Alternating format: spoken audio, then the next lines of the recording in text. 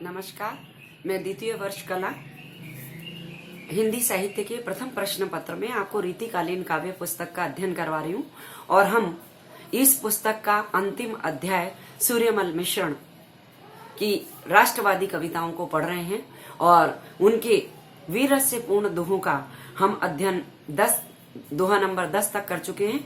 आज मैं दोहा नंबर 11 से प्रारंभ कर रही हूँ और आपको ये बताया था मैंने कि सूर्यमल मिश्रण की भाषा राजस्थानी डिंगल भाषा है। और इसी क्रम में अगला दोहा देखिए। नह डाकी अरि खावणो आया केवल बार, बदा बदी निज खावणो सो डाकी सरदार। डाकी यानी वीर, वीर सेनापति के लक्षण यहाँ पर बताते हुए सूर्यमल मिश्रण कहते हैं न डाकी अरि खावणो। अरि यानी शत्रु, खावणो यानी खाने वाला, डाकी यानी वीर। आया केवल वार, वार यानी युद्ध का अवसर आने पर जो अरि खावणो, जो शत्रु को मारता है वो केवल वीर नहीं है। यानी सच्चा वीर जो होता है वो केवल अवसर आने पर केवल शत्रु को नहीं मारता, वरन बदाबदी यानी प्रतिस्पर्धा करते हुए, प्रतियोगिता करते हुए निज खावणो, जो स्वयं का बलिदान दे देता है, जो स्वयं को खा जाता है, सो डाकी सरदार, वो वीरों का सरदार कहलाता है। सच्चा वीर सेनापति वो होता है जो केवल युद्ध के अवसर पर शत्रुओं को ही नहीं मारता, वरन अवसर आने पर अपनी वीरता का प्रदर्शन करता हुआ स्वयं को खा जाता है, यानी अपना तन मन धन मातृभूमि की रक्षा के लिए न्योछावर कर देता है। वही वीरों का सरदार कहलाता है। अगला पद। डाकी ठाकर रो रिजक ताखा रो विष एक, गैल मुआई उतरे सुनिया सूर अनेक। डाकी ठाकर रो रिजक, डाकी ठाकर वीर सरदार, जो राजपूत होता है वीर राजपूत, उसकी आजीविका, रिजक यानी आजीविका, यानी जो सच्चे क्षत्रिय सेनापति के आश्रय में रहते हैं, जो उनकी रोजी रोटी प्राप्त करते हैं। ताखारो विष एक, तो तक्षक नाग का विष यानी जहर और वीर सरदार की रोटी का जो नशा होता है वो एक साथ होता है। गहल मुआही उतरे, क्योंकि दोनों की गहल यानी नशा, मुआ यानी मरने पर, दोनों का नशा मृत्यु होने पर ही उतरता है। यानी तक्षक नाग का जो जहर होता है, अगर तक्षक नाग किसी को काट लेता है तो उसकी मृत्यु निश्चित होती है। वैसे ही वीर सेनापति की रोजी यानी वीर सेनापति के संरक्षण में रहकर युद्ध करने का जो नशा होता है वो मरने पर ही उतरता है। सुनिया सूर अनेक, सूर्यमल मिश्रण कवि कहते हैं कि मैंने ऐसे, सुनिया यानी सुने हैं, ऐसे अनेक वीरों के बारे में सुना है जिनकी रोटी रोजी प्राप्त करने पर वीर सैनिकों को ऐसा नशा आता है कि वो मातृभूमि के लिए अपना सर्वस्व न्यौछावर कर देते हैं। अगला दोहा।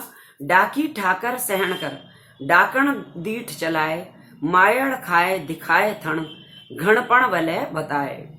डाकी ठाकर यानी वीर सेनापति सहन कर, वो अपने सैनिकों का जो छोटा मोटा अपराध होता है वो सहन कर लेता है। यानी जो सच्चा वीर सेनापति होता है वो अपने सेवकों के अपराध को क्षमा कर देता है, उनकी गलती को सहन करता है।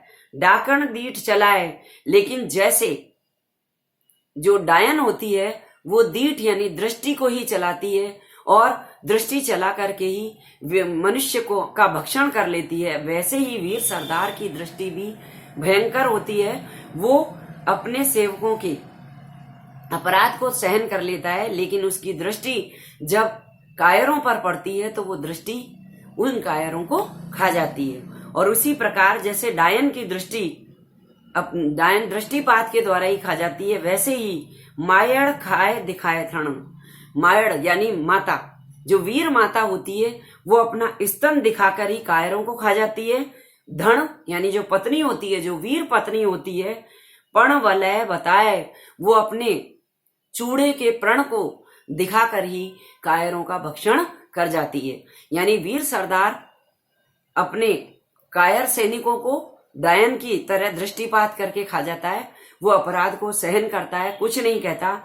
और जो वीर माता होती है वो अपने स्तन की तरफ इशारा करके कि हे पुत्र, तूने मेरे दूध को लज्जित किया है, इतना कहकर ही कायर को खा जाती है। और जो वीर पत्नी होती है वो कायर पति को अपना चूड़ा दिखा करके, यानी तुमने मेरे चूड़े को लज्जित किया है, ऐसा इशारा करके ही कायर को खा जाती है। इसी अगला पद देखिए, सहणी सबरी हूं सखी, दो उर उल्टी दाह, दूध लजाणो पूत सम, वलय लजाणो नहा।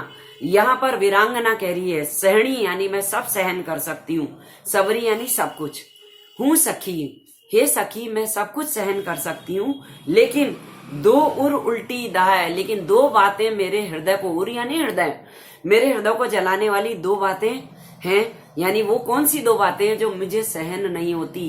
एक, दूध लजाणो पुत सम, मेरे दूध को लज्जित करने वाला पुत्र, और वलय लजाणो नाह, नाह यानी पति, अपने मेरे चूड़े को लज्जित करने वाला कायर पति और मेरे दूध को लज्जित करने वाला कायर पुत्र मुझे बिल्कुल भी सहन नहीं है।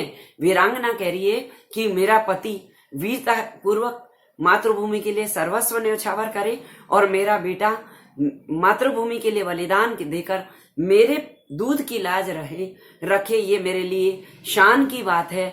लेकिन ये दो बातें मुझे मेरे हृदय को जलाने वाली है कि मेरा पुत्र मेरे दूध को लज्जित करे और मेरा पति मेरे चूड़े को लज्जित करे।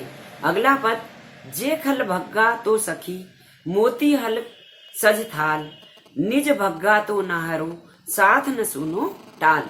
यहाँ भी वीरांगना कह रही है कि जे खल भग्गा तो सखी, हे सखी, अगर मेरे पति की वीरता से, खल यानी दुष्ट, कौन, शत्रु, दुष्ट शत्रु भागते हैं, तो मोता हल सज थाल, मैं मोतियों के थाल सजाऊंगी। अगर मेरी पति की वीरता के कारण दुष्ट शत्रु भाग जाते हैं तो मैं मोतियों के थाल सजाऊंगी। और निज भग्गा तो नहारो, और अगर मेरे पति का साथ छोड़कर अपने ही निज यानी अपने लोग ही भाग जाएंगे तो साथ न सुनो टाल, टाल यानी लकड़ियों की टाल जब सजाई जाएगी, यानी अगर अपने व्यक्ति मेरे पति को छोड़ जाएंगे, नाहरो यानी पति को, मेरे पति को अपने व्यक्ति छोड़ जाएंगे तो साथ न सुनो टाल, मृत्यु की शैया तक मैं अपने पति को सूना नहीं छोड़ूंगी। यानी अपने लोगों के भाग जाने पर भी अगर मेरा पति वीरता को प्राप्त होता है तो मैं मेरे पति के साथ में सती होंगी।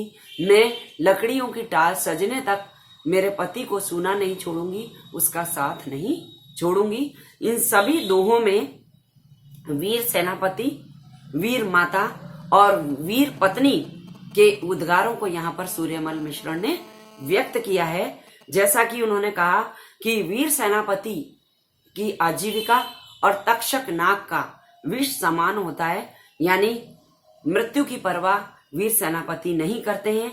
और वीर सरदार की दृष्टि, वीर माता की दृष्टि और वीर पत्नी की दृष्टि डायन के समान होती है। इसी प्रकार अगले पद में उन्होंने वीरांगना के लिए कहा है कि एक वीर माता कायर पुत्र और कायर पति को सहन नहीं कर सकती है। और इसी तरह वीरांगना यह चाहती है कि मेरा पति शत्रुओं को नष्ट करे तो मोतियों के थाल सजाऊंगी, और अगर अपने ही पक्ष के सैनिकों से छोड़ जाएंगे तब भी मैं पति का सती होने तक साथ दूंगी। तो यहाँ पर वीरस है, शौर्य का चित्रण किया है सूर्यमल मिश्रण ने, और यहाँ पर सभी जगह पर वीर रस की प्रधानता दिखाई देती है। धन्यवाद।